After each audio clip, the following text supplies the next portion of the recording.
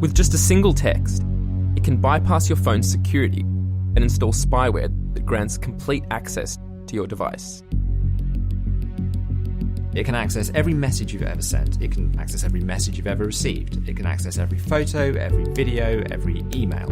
It can turn on your microphone. It can turn on the microphone even when you're not using a phone call and just record what you're doing in the room. It can turn on your camera. It can record what's on your screen. It can access your GPS. It can monitor your location. And it can do all of this without you ever knowing. The spyware technology that makes this possible is called Pegassus. Pegassus is probably the most advanced piece of spyware ever developed. It is effectively the most invasive form of surveillance imaginable. Any idea that you had that aspects of your life could be kept private and on the mobile phone are wrong. So if you are someone who thinks that you're safe because you use WhatsApp, which is end-to-end encrypted, or you use Signal, it really is meaningless once that Pegasus is on your phone.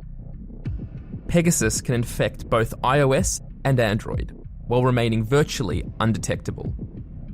So one of the ways that Pegasus will attack your phone is through what's called a zero-day vulnerability. This is a vulnerability that the phone's manufacturer doesn't yet know exists. Pegassus is the main product of a company called NSO Group, which is an Israeli surveillance company. So the people who are using this spyware are government clients. These will be governments around the world that the NSO Group have sold a copy of Pegasus to. A Guardian investigation can now reveal widespread abuse of Pegasus by NSO's government clients. The reason this investigation is so extraordinary is that we at The Guardian have gained access through Forbidden Stories to a treasure trove, tens of thousands of records. The leaked records include the phone numbers of thousands of people who have been selected as potential targets by governments with access to Pegasus. Before, we had an inkling that this technology was being used in an abusive way. But now the doors have been just thrown wide open, and we have a much greater insight into the scale of the abuse that has occurred. Just because a number appears in this list, it doesn't mean it was definitely hacked. But in some cases, we've been able to go and check. We've done forensics on the phone that the person was using at the time. And in dozens of cases, we found traces of either an attempted or a successful Pegasus infection.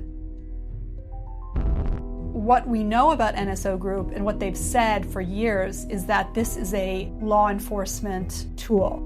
But I think what our investigations really revealed is the extent to which that is just a complete, fantasy narrative. The implications of this software being used widely are effectively an end to privacy for the people who are targeted by it. That has very, very serious ramifications for how people who have legitimate secrets, which is everyone, go about living their lives. The most serious implications of something like Pegasus is that it makes it much more unlikely that a dictatorial regime will become a democracy. Because those were already regimes and systems that were obsessive about trying to monitor their populations so that they could control them and prevent them from, rising up and overthrowing them. And this technology exponentially increases your capacity to do that. I do believe it poses a greater threat to democracy.